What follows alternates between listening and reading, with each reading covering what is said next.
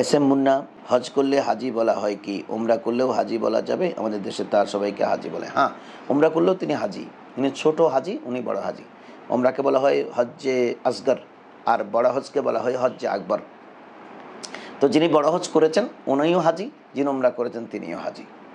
তো কিন্তু আমাদের দেশে কিন্তু শুধু বড় হজ যারা করে তাদেরকে হাজি বলা হয় না, আপনি উমরা যারা করেছেন তাদেরকেও হাজি বলতে পারবেন। তো আসলে এগুলো বলার কোনো বিষয় না। অনেকে নামের আগে এটা লিখে, এবং সেটা না লিখলে আবার বলে, সতর্ক করে দেয় যে আমি হজ করেছি তুমি জানো না, লিখে দাও না। কারণ ম্যাক্সিমাম হজ পলিটিক্যাল। উনি পলিটিক্যাল নেতা, এখন অনেক টাকা ইনকাম করছে, তখন চিন্তা করতেছে আগামীতে আমি ফিরে দাঁড়াবে, হজটা করে ফেলি। হজ করে ফেলেছেন। হজ করে এসে কিন্তু ওই যে নামের আগে নেম প্লেটে লাগিয়ে দিয়েছেন আলহাজ মোহাম্মদ কলিমুল্লাহ, এভাবে লাগিয়ে দিয়েছেন, অথবা মানুষকে লিফলেটে আলহাজ লিখতে শুরু করেছেন। এগুলো তো আসলে লিখবার বিষয় না, এগুলো মনে ধারণ করবার বিষয় এবং আল্লাহর কাছে কবুল হবার বিষয়। এজন্য উমরা করলেও তিনি হাজি, বড় হজ করলেও হাজি, তবে নিজ হাতে এই লকবগুলো না লেখাই উচিত। আপনি হজ করেছেন, আল্লাহ কবুল করলে হয়ে গেল, বাস। আমি আলহাজ এটা মানুষকে দেখাবার কোনো দরকার নেই। ধন্যবাদ আপনাকে।